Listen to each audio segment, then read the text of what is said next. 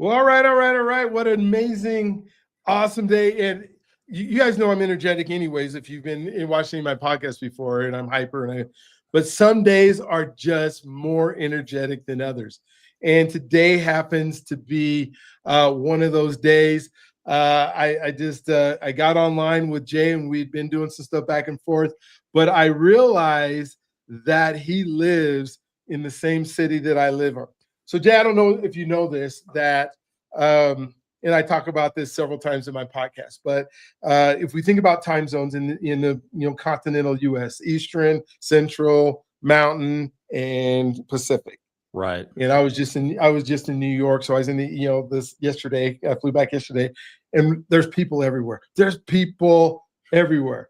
Well, the Eastern time zone, 350 million people in the United States, 65% of the United States population lives in the Eastern time zone. So that's why no matter from Florida all the way up to Maine, there's just nothing but people everywhere. Then the Central time zone has 15%, which is like Chicago and most all of Texas and lots of people, but only 15%, not a huge amount. The Western or Pacific time zone has 15%, which is your California, your Seattle, Portland, that's maybe part of Las Vegas, the people that live there. The Western time zone or the Mountain time zone, the Mountain time zone where Jay and I live is only 5% of the U.S. population. People don't live in Wyoming. I mean, somebody does because there's got people, right? They got buildings. No buildings over 3 stories, but they got buildings in Wyoming. They got buildings in Montana. A few people live there. Lots of reservations and stuff in New Mexico, and a few people live there. And then we have Colorado, which I think 8 million in the whole state. Right. So we're to have somebody that you can talk to and do a podcast with that actually lives where I drive by his house all the time it's got me excited. And so for those of you who are watching and being part of it, thank you again for being on, Jay. The reason Journey to Freedom, and I don't think I told you this yet, but the reason that Journey to Freedom exists is because I went to a trust leadership conference in Minnesota, and it was phenomenal. And then I look around the room, and there's 30 folks that look like us, that are people of color in the whole 500-person room. And I'm thinking about the information that we're getting, and I think like, why is my community not embarking and getting this same information that can transform and change their lives in a big way? So I fly back to Colorado, and I decide I'm going to start doing some coaching and doing some people around what it means, to understand our past and move into our future, and what can we do. And what I'm looking for, where do I find? I said, I got to take this to my community. And then I was talking to God, and God said, well, I want you to do it with Black men. And I'm like, but I don't want to just talk to Black men. Black men are hard to talk to sometimes. I can't find enough Black men. He said, no, this is what I need you to do. And then so in 2024, I said, okay, I'm going to interview 100 Black men that are successful in their own right from all around the country and see what we can get going. And it has been phenomenal. We're at about 200 something episodes now. The people that I've had on have just been incredible. I used to say it doesn't matter. It doesn't matter how anybody looks. I don't need to see other people that look like me doing the thing at all. I got this. I got to college. I went to Cherry Creek High School, so I graduated here in Colorado, grew up here. I don't need to see it. But then I go to this event, Jay, and I'm counting how many people are in the room. So that tells me I care. Oh, yeah. And I ask other people who go to things and they count too.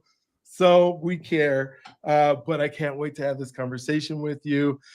Journey to Freedom. I took a group of men to Alabama that were from the Denver, Colorado metro area, 18 men. I think 2 of them were out of state, that we went to do the civil rights tour. And you're from Louisiana, and learned all about, some of the South. And oh my gosh, it's a different world.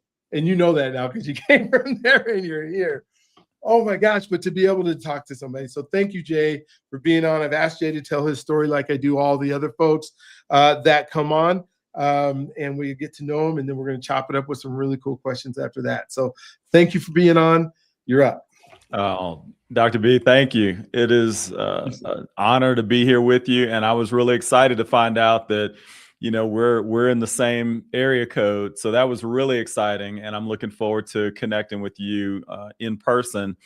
And I'm telling you, those stats that you dropped about the population in the different time zones, I didn't really know it in that way, but I knew it in the sense that every time I get on the phone with somebody, they're not in the mountain time zone. So I Mhm. 100% get it. But thank you so much for having me on your show. And yeah, I'm excited to tell a little bit about myself. I am, born and raised primarily in the South. Was born in Texas, in El Paso. My dad was in the Army, and then lived in Texas, Louisiana, did a little time out on the East Coast, and then back to Louisiana and Texas. So when people ask me where I'm from, I'm a Southern kid, and my roots are deep in that Louisiana and Texas area. I went to LSU. So I love my college sports, specifically my college football. Um, I have worked primarily in corporate spaces, and you talk about going to events where you don't see a lot of faces that look like ours. The latter part of my corporate career, I worked in aviation, and more specifically business aviation, and that is Mm. 100% a space where you don't see a lot of people that look like us. I went to an event in Washington D.C. that was, it was a conference, and I walked in there. There's probably 150 people in this room, and it took me a few minutes to find someone else who, a person of color, another black man. There was only two women of any color in the room, so it was definitely a homogenous space. Um, I ended my career in corporate America with the title of Vice President of Diversity, Equity, and Inclusion. I, I I'll tell you, I've spent my entire career in finance and accounting, and I right after George Floyd, the company that I was working for made the choice that they were going to start a DE&I program, and I became the VP of Diversity, Equity, and Inclusion. And then, as you know, recently, all of those things have been changing and being walked back. And I left there, and I've started my own business. I'm a fractional CFO, so I have the opportunity to work with small business owners and give them some of the same strategies and techniques that big businesses use, but small businesses typically can't afford. I have my own podcast that is called Just Human. And, in that space, I spend a lot of time talking about leadership and personal growth and culture. And I'm working on a book of the same title called Just Human. And the subtitle is Rediscovering Our Shared Humanity. But I'll tell you, I struggle sometimes with a little bit of imposter syndrome because, most accountants are not writing books. So that's a little bit about myself, but I'm really, really pleased and excited to have this conversation with you today. Oh, cool. Well, oh my gosh, so much to unpack and so much to, when you think about, your typical accountant, your typical finance. The last podcast I did was a tax strategist, right? and you think of the humanness of, just relationships and how they connect and interact, and you think them more on like the engineer side. Right. One of the things that I said is, I got my master's in educational technology. And when I was started teaching at the university, everybody thought I was like into computer science. well, I can't program anything, nor would I want to. Or, mine was all on the side of application, like, let me show you how to use this to your best advantage. That's what I'm good at because I'm good at relationships. Yes. And, now that I'm doing AI stuff and I do AI summits, I was on a podcast or somebody's podcast, I think last 2 weeks ago, and they're like, well, you're not an AI expert. And I'm like, well, what does that mean? Does that mean that I'm supposed to like understand how to create generative AI, or does that mean I'm supposed to teach people how to use it practically in their life? And so I love the fact that, you said like the human side of accounting and what you did, and then you get switched over to the VP of diversity, equity, and inclusion, and then you go, wait a minute, what are they putting me into that is going to be this political? And you probably there's no way of knowing at that time Right. that it was going to end up the way it is right now. But to just, some of the battles and the conversations that you have to have, I can imagine you have to be a super special person to cross those two paths and still talk about some of the things. So what I would like to do is, as my first official question, I guess, to you, which is one that I ask most of my guests anyways, but at the same time, yours is probably going to be a little bit different, because when we talk about identity and who we are, and you being, in the finance side of it and that kind of stuff, and probably very organized, and everything's in the right place. And how did that grow? I mean, what is it that you believed about what you could do, what you couldn't do, and in the fights you might have had going into doing some of this stuff to get to the positions that you were at? Did your identity have to switch? Yeah, talk to me about identity. I know that was a lot. Yeah. Yeah. No, it's a great question. And, the whole topic of identity, and especially for Black men, can be very challenging because it can become very easy for us to believe the narratives that we see Yes. on TV and Mhm. that other people place on us.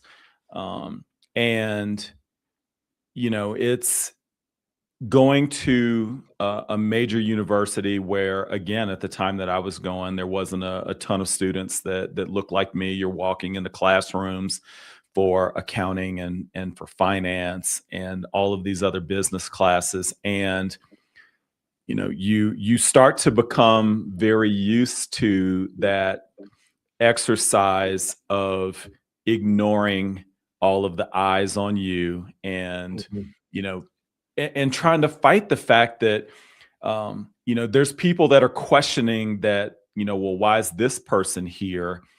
And it's easy to start to believe that yourself in the spaces that you go into. And so then you fast forward to corporate America, and I'm having the opportunity to work for publicly traded companies of different sizes, and most teams that I was on, most meetings that I was in, most of the people that I reported to, they didn't look like me. And so with my identity, I had to constantly battle those inner voices of, yeah, you don't belong here. Mhm. You don't belong in this space.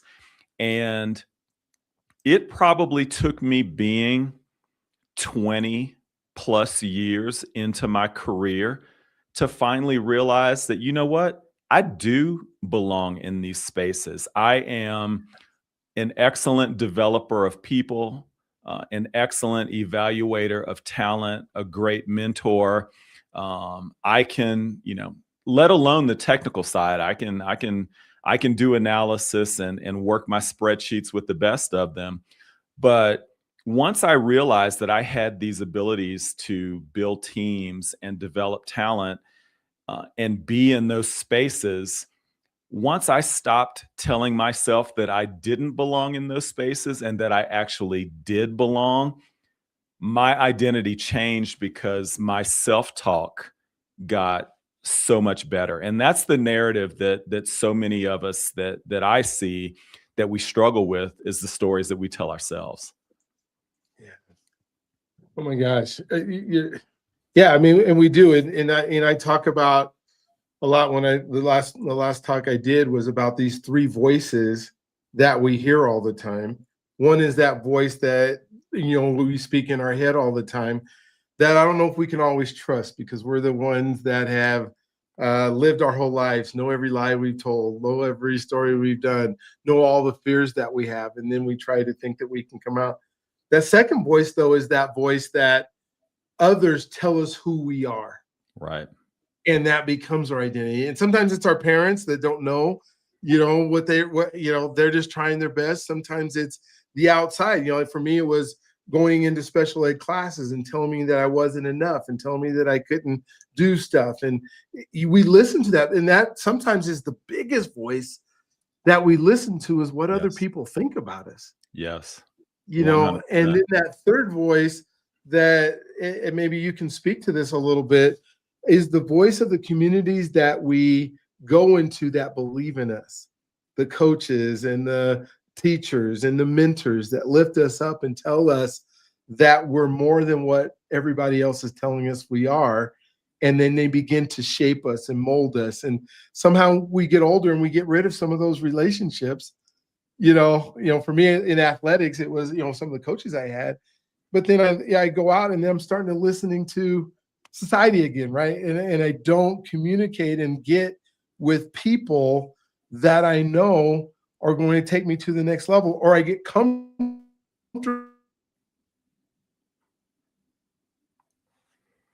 New relationships, new, folks that are at that next level that I want to get to.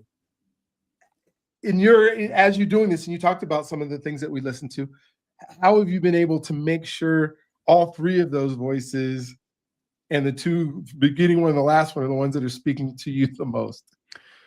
Yeah, it's some amazing that you bring that up, because as I think about these different voices that we have, and I think about when I was coming up, my parents had a plan for me, and at times it didn't always feel like I had a say so on what that plan was going to be. You're going to go to school, get good grades, graduate, go to college, get good grades, graduate, and rinse and repeat.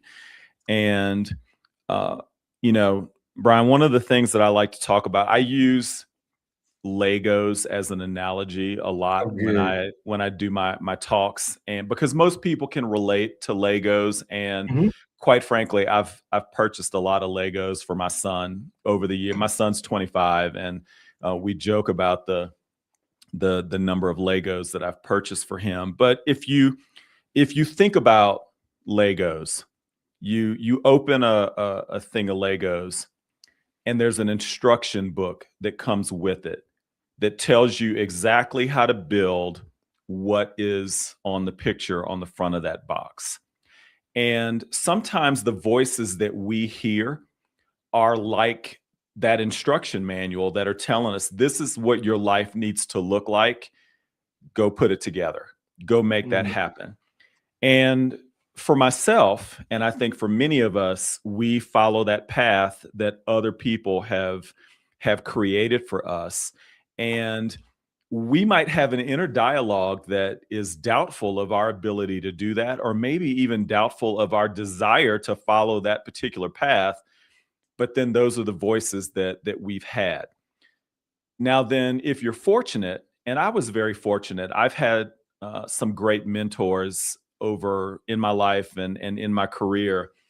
You get some folks who begin to speak into your life and give you the vision that you could do other things.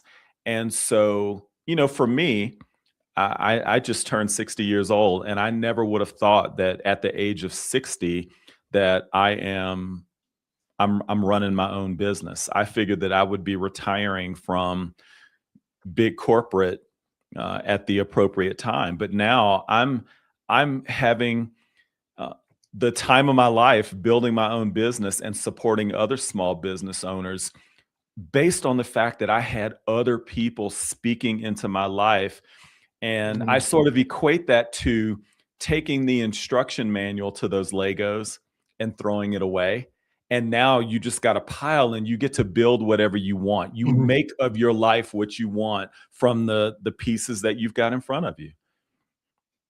Oh gosh, I love that. Such a good way of saying that. We have boxes of Legos for my grandkids. Now, you're gonna love this, right? What month were you born? I was born in November.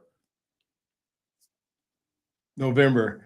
So you're gonna turn 61 in November. That's next November. Or Yeah, I yeah, because literally you just turned just 60. turned 60 a week ago. Gotcha. Happy birthday. Thank you. So Appreciate it. I turned 60 in March.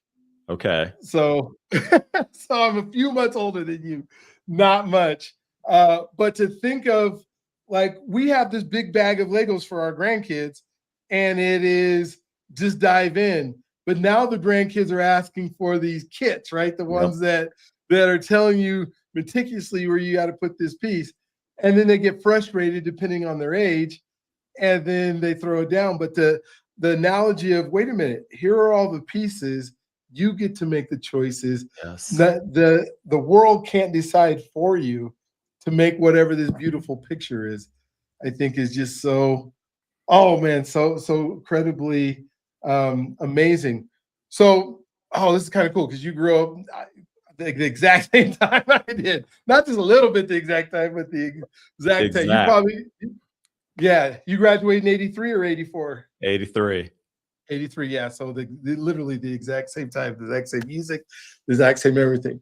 So when you started your thing in corporate America, and all the things that we were taught about how we had to act and how we had to be better and all those things that were put in, when you started, did you have this belief in you that you would end up someday being the VP, or did you think, hey, wait a minute, this path may be too much for me, or it wasn't even a thought? I just got to go to work and support my family.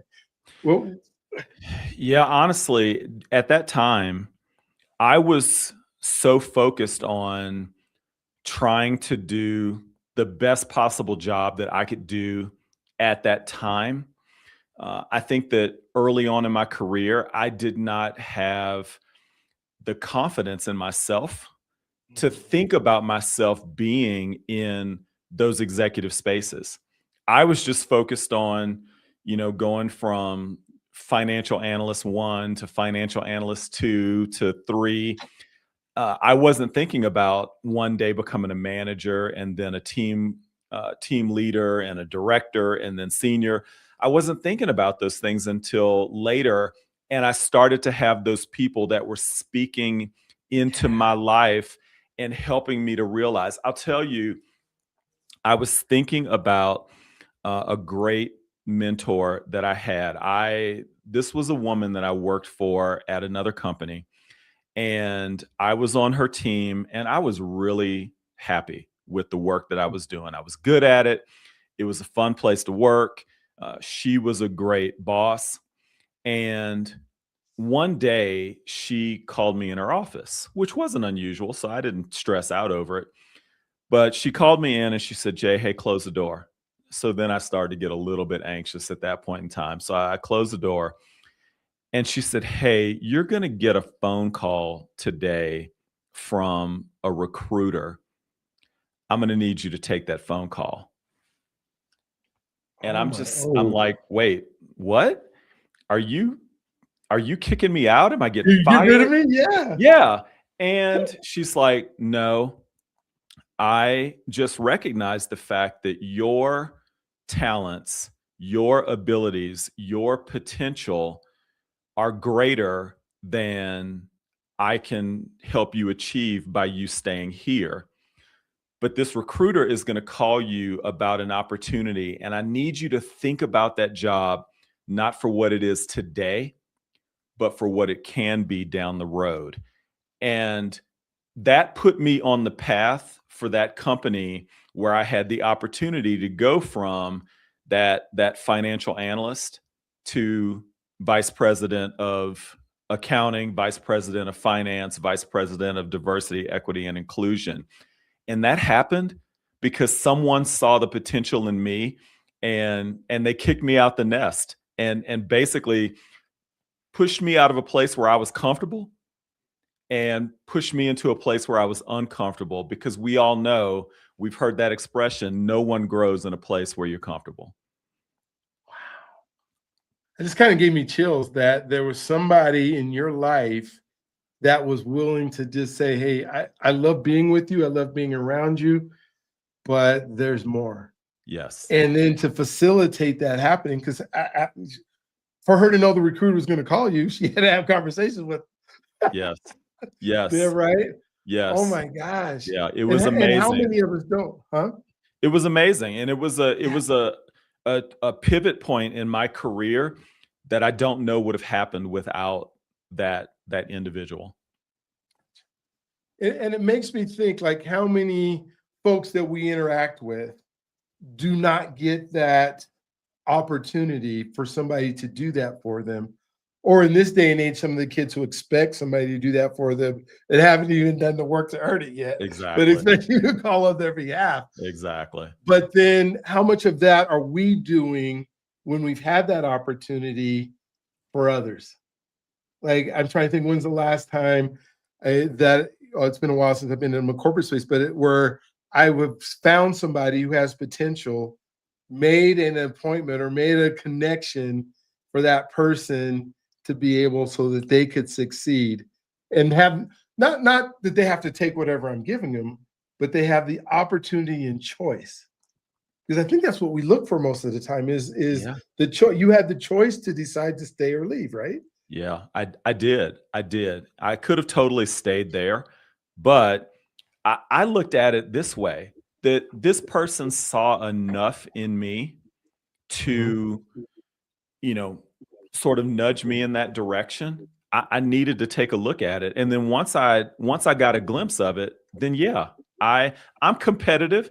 I played Mhm. sports, I want to win. And so that's what I did. And I took that opportunity. And I 100% agree with you that when we see that in other people, it is almost, I feel like it's our duty to pay that forward. And if I may, I had the opportunity.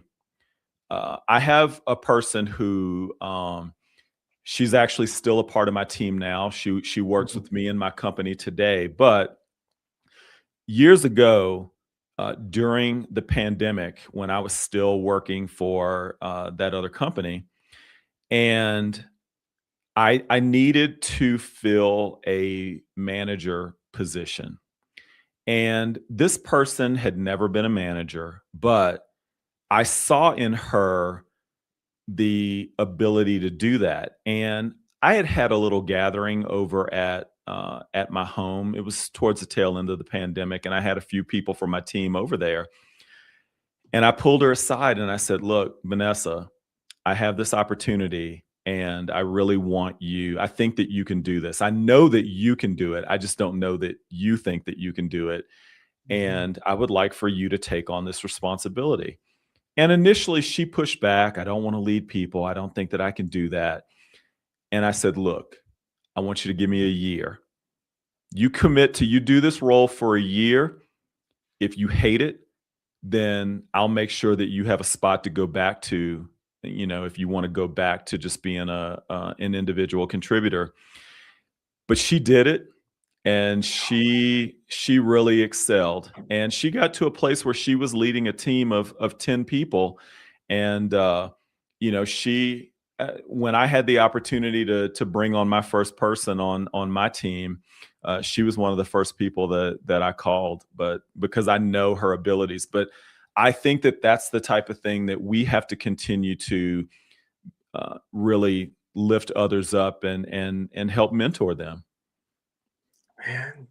Yeah, and I think as I'm staying on these lines here and thinking about the DEI work that you've done and just thinking about trauma, for me or for you when we're kids and coming out of it, my dissertation was on, expectation versus potential, or experience versus potential. I didn't say experience versus potential, hiring Black administrators in schools, because you think about the opportunities of folks that are getting pigeonholed, or, folks that, hey, you're good at this, so I'm just going to leave you here because you're taking care of something that I need, but I'm Right. not going to give you that opportunity to excel.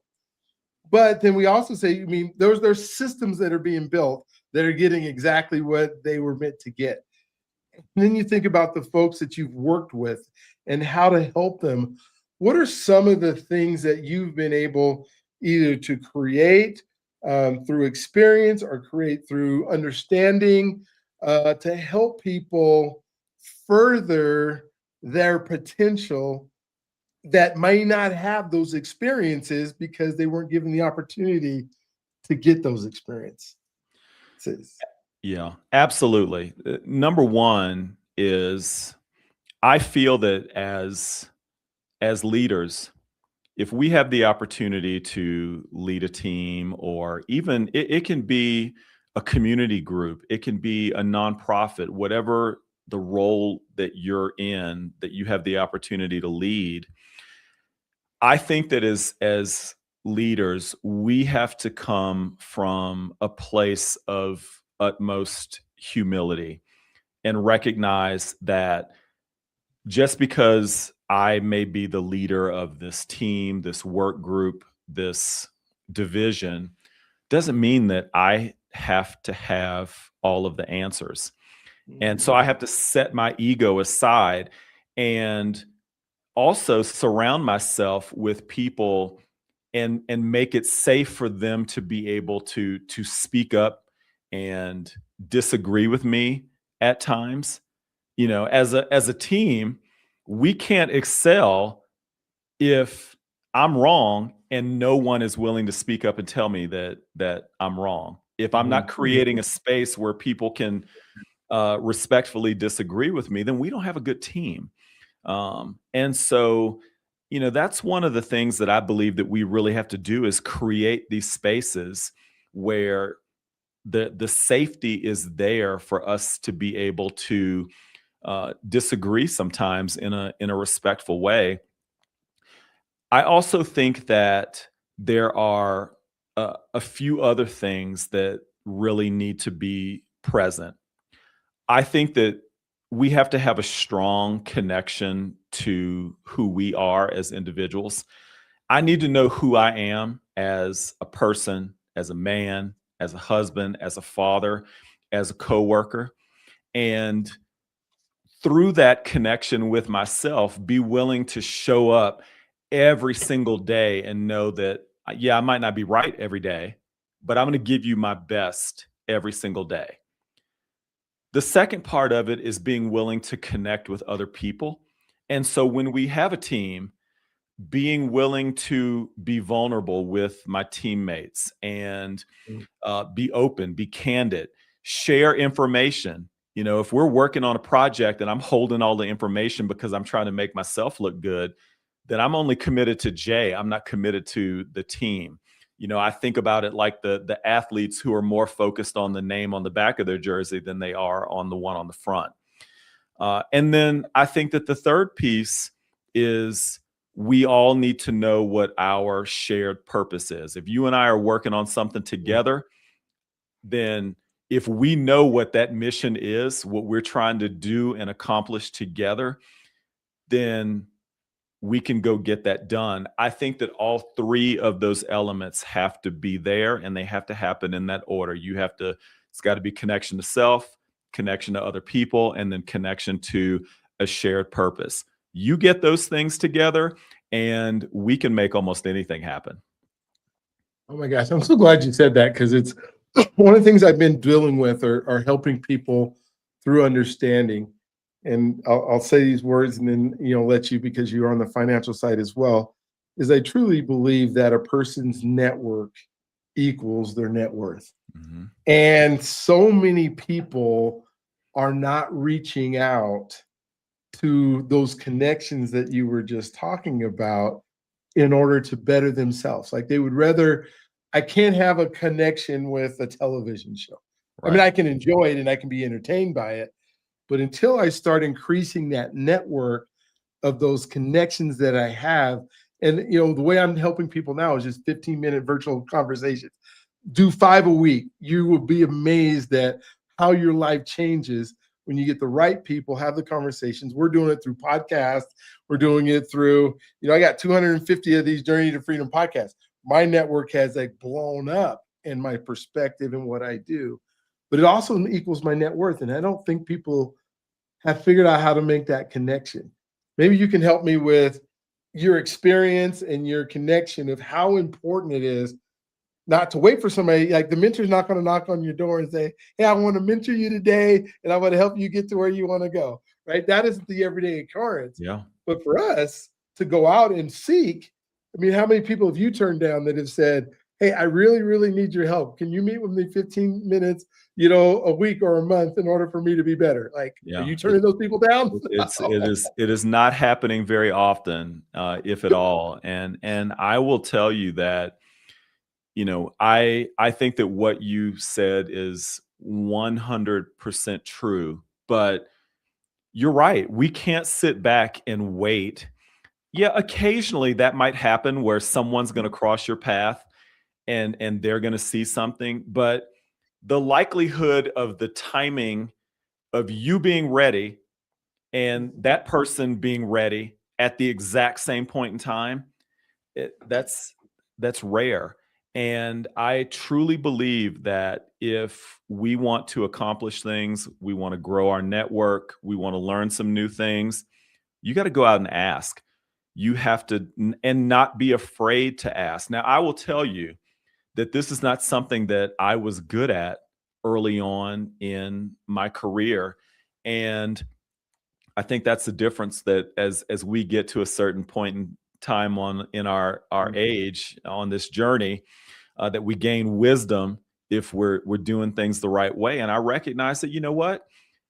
I am not afraid to shoot my shot. If I have the opportunity to ask someone a question, hey, can I get 15 minutes of your time?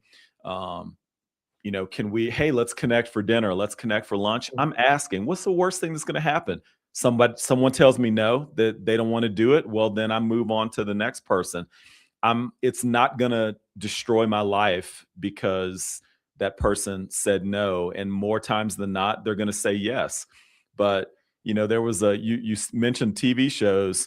There was a TV show that I was watching, my wife and I were watching not too long ago. And there was a character in there that had this silly expression, but it was really insightful. Don't ask, don't get. And basically all she's saying is that if you don't ask, you're never going to get it. And so the other side of that is true, is that, more often than not, if you ask the question, and especially you ask the right person, you're going to have the opportunity to receive. Yeah, I would love to challenge people to make those, especially with technology today. I would say if you can do 5, new associations, new network people every week for 15 minutes, 1 a day, 5 days a week, or 5 in 1 day, however you do it, and go 90 days and tell me your life isn't significantly different in what you have the ability to achieve. Obviously based on the people you pick. I don't want you to go pick people that are at the same level you are or below the level you are, because that's easy. I can go find some. I can walk outside right now and go to the train station and find somebody that's sitting on the stool that will talk to me for hours because he hasn't talked to anybody, right? But if you strategically pick people, maybe the best of the best is something you want to do, or the top 10 people, not that you just know in your sphere of influence, and reach out and give them a call. Yeah. I want to switch directions real quick, and then we can come back if you want to. Super important to me in these conversations is you alluded to that you are a dad, and some of the stereotypes or the belief system in our community with dads is that we don't do enough, or that we're not there enough, or that we haven't. And I absolutely don't see that in you. But sometimes I believe we all know how important it is for a child to have a dad in the family. You Yes. know, no matter what, I think it's important. You got to do what you got to do to get there. But I don't think we talk enough about what it means to be a dad and how it changes our lives as we progress through the process of from the time they're born till their time, they're 25 and you're still Right. talking about Legos. So talk Right. to me about what it's meant to be a dad over these years. Man, I tell you, I will. Let me start with this. I'm fortunate enough to still have my dad. My dad turns 82 in January, and we didn't always have the greatest of relationships. You know, my dad was strict. He ran Mhm. a tight ship, but my dad was excellent provider. We never wanted for anything, and the thing that my father modeled for me most was hard work. You know, my dad knew how to work hard, and so that's what was modeled for me, and that's what I focused on, especially early in my career. So then, April of 2000, when my son is born, and now, I'm holding this little guy in my hands, and I don't know what I'm doing. Mhm. Unlike the Lego box, there's no instruction manual that comes with it, and so, Yeah, yeah. I start modeling what I knew how to do, and that was work hard. And so I'm gonna make sure that, we've got the house, the stuff, all the bills are paid, he's not wanting for anything, all the Legos that he wants. And over the years, as he got a little bit older, I realized that yeah, those things have their place, and there's their level of importance, but he actually needed my time and to be Mhm. with me and to do things with me. And so, I started doing things that I didn't know anything about. Man, I coached soccer for 10 years. I didn't play soccer. I didn't know anything about soccer, but I bought books, I bought videos, I went to classes so that I could coach my son and his friends in soccer. And I did that for 10 years. And, now I fast forward to today, and, my son, he lives in Louisiana. He lives down there close to his mom, my ex wife. And we went through a very, very short period of time where we were a little bit estranged. I was still reaching out to him, letting him know I was there for him, but he was going through some stuff, and then one day I get a phone call from my at that point in time, he's 21, and dad, I want to, can I come back out to Colorado and spend some time with you? Well, of course, son, let's go. Here's a plane ticket, come on. Yeah. And so now the conversations that I'm able to have with my son, yeah, we still joke about Legos and we talk about things, but now we're talking about things of what it means to be a man, and especially what it means for him to be a young black man. Having, unfortunately, we had to have a conversation about a traffic stop that he went through and an interaction that he had with a police officer. And but the fact that he felt like he could call his dad Mhm. and we could have that conversation was it meant the world. And so being a father, when I think about all the titles that I've ever held in my life, that is one. It's, I value that one, as father. I'm a son, I'm a brother, I'm a husband, I'm a friend.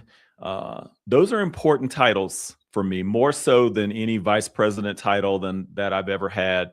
Those titles right there mean more to me than any of the others. This question, I don't know how many people, I don't think I've ever asked this question, but I'm super curious with you. Because I feel and I hear your heart, and we all make mistakes, and we, things that we do, and how we love, you know, our, whether it's our wives or the significant others in our life. Can you walk me through maybe one or two of the mistakes that you think, if you had to do it over again, this is how you would love differently, that could help some of our young black men or other black men and their because I just see we have these egos that we Yeah. talked about a little bit, and Yeah. you know, I know for me there's a few things that I would have done differently now that I'm 60 years old and wise, Yeah. or Yeah. than I was when I was 22. No doubt. I think that, as I was thinking about the conversation that you and I were going to have today, and one of your questions talked about armor, and the armor that we, especially as black men, wear constantly. We go out in the world, and unfortunately, more often than not, and especially here where we live, um, because there's not that many of us, but we put on our armor and we go outside. I live in Douglas County, one of the probably the most affluent county Mhm. in Colorado, and I think it's in top 10 in the United States. And I walk around my neighborhood where I own a house. I'm on the HOA, and I'm still thinking about, okay, if I go for a walk and the sun goes down, is somebody gonna call the police on me because they think that I don't belong, that type of thing.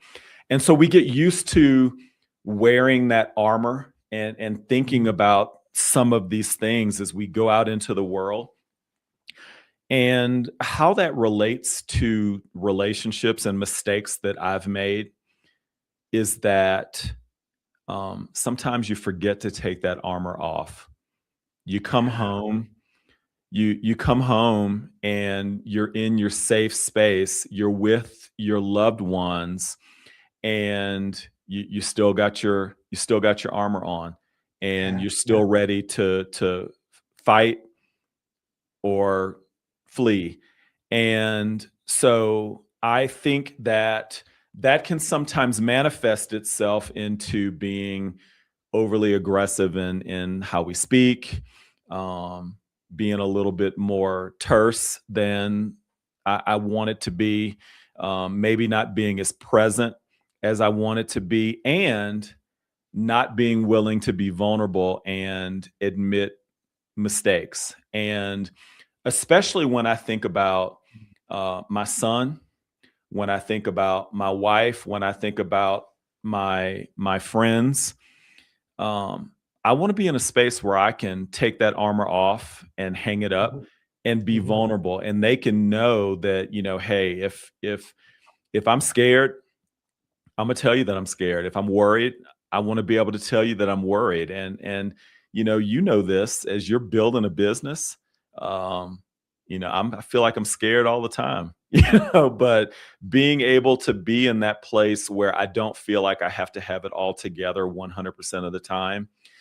That's one of the mistakes that I made early on, and that if I could learn that earlier, and for anyone who is in a celebrating a much smaller birthday than I am, I would just say, look, recognize that you don't have to have it all together, and allow yourself to be vulnerable.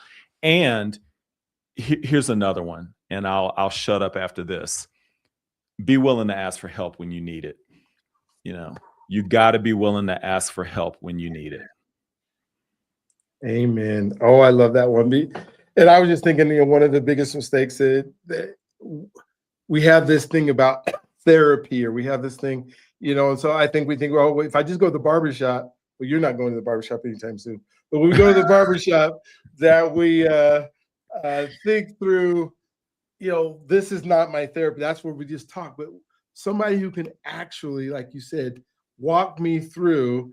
And the stigma of it is, do I want my relationship to be great? Right. Or do I want to act like I got everything together Yeah. when I don't? Like you said, you don't know everything, and then you're willing to ask for help.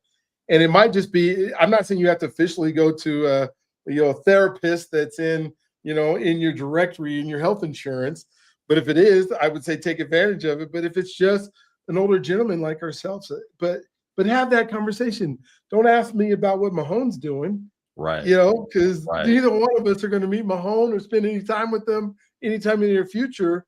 Ask me about, what does it mean to love my wife? What does it mean to be a dad? What does it mean to not know what's next and still be able to be strong and hang out, or be able to say, I don't know what's next, Right. but I want to do it together, right? Yeah, I'm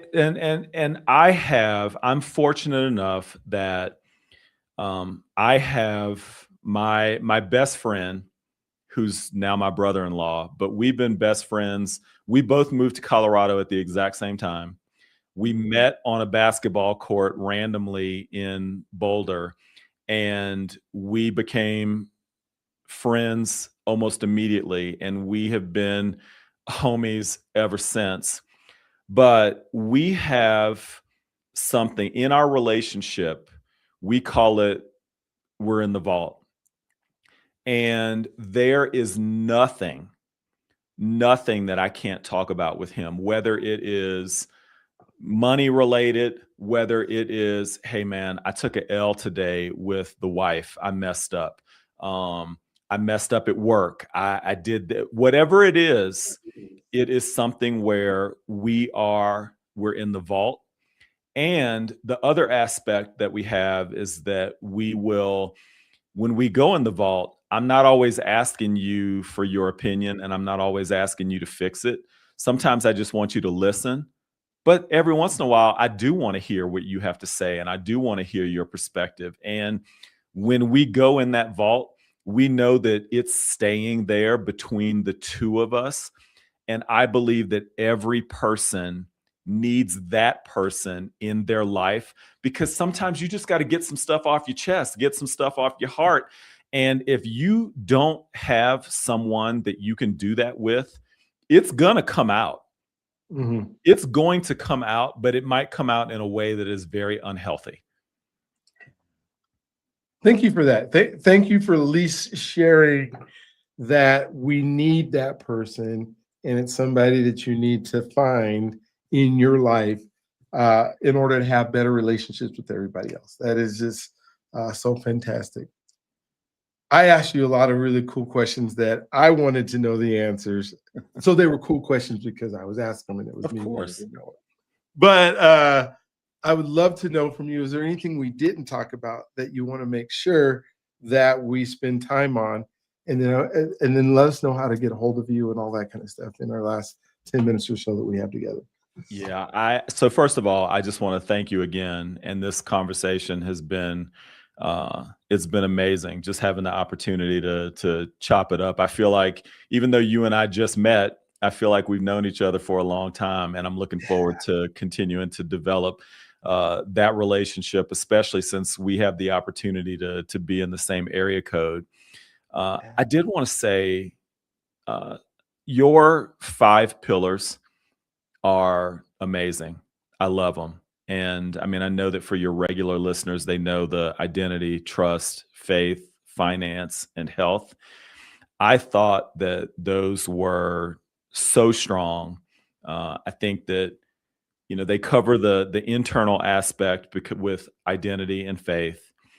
They cover the relational aspect, which is trust. You can't have a strong relationship with no trust. And then you get into the practical aspect with finance and with health. I tell you, if I had to add a 5.1 to that, Mhm. I think that the biggest one that I would add would be legacy. And it's sort of it Yeah. goes back to what you and I were talking about. If you and I take those 5 pillars, Mhm. we keep it all to ourselves, and we don't find a way to share that in other people, teach that to other people, spread that news to other people, that's no legacy. I'm working on teaching my son about these 5 pillars. That's part of my legacy. So I I am definitely, I love your 5 pillars. The first thing that I thought about was how those translate into the legacy that I leave as a person. So um, I wanted to add that, and if anybody wants to connect with me, they can reach out on my website jboykin.com, and I'm out there on all of the socials, but you can find all of my connections on my website. Wow. Well, Jay, we are not close to being done. No. I can't wait till we have another podcast where we just get to talk about some of this stuff, and whether it's part of the community or just a fireside chat, or maybe we just get together sometime out somewhere in Parker or something, and we sit across a fire, film some of it, and just let people be part of the conversation. Oh, when I think about legacy at the ages that you and I are at now, it just becomes even more important. What is it that my children and my grandchildren and then the people that are around me will be able to believe about me and the things that I tried to do in life? And I agree, that is the sixth pillar. It's did we trust well enough? Did we trust the right people? Yeah. Did we learn how to trust when our society told us not to? Yes.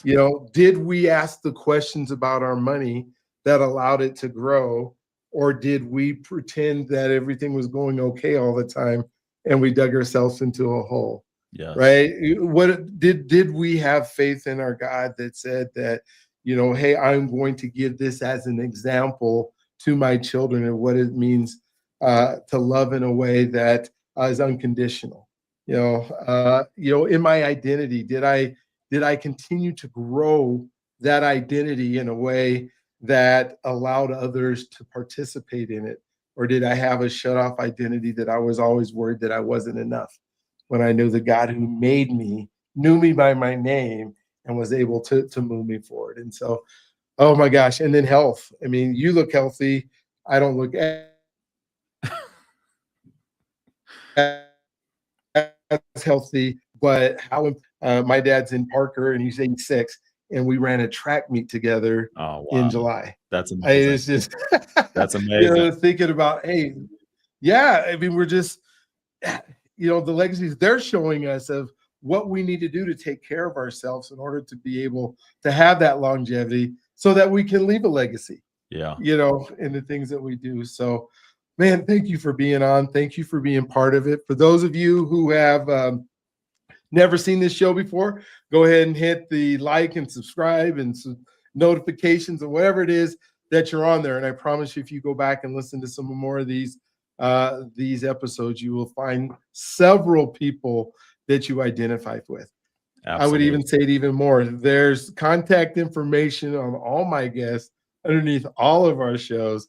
And, there are people that if you do resonate with, I want you to take it to that next level. I want you to take it to that level that I need to set up. If you don't live in the same state, a virtual coffee. If you have ability to go have a real coffee, go have a real coffee. But go in there with the spirit of, what can I do for you to serve you? And then think about, what is something that you would need that they may be able to help you with? And it might be in the 15 minutes. It might be as you develop a relationship after. But until you actually reach out, because I don't think the guys on the show are going to figure out who watched my show and then call you up and say, how can I help you? But if you make those connections, I promise you, you will have a better life for it. That's Jay, do you have wonderful. one more last thought you want to give before we're done? Man, I strongly reiterate what you just said. Don't sit back. Don't make the mistake that I've made in the past.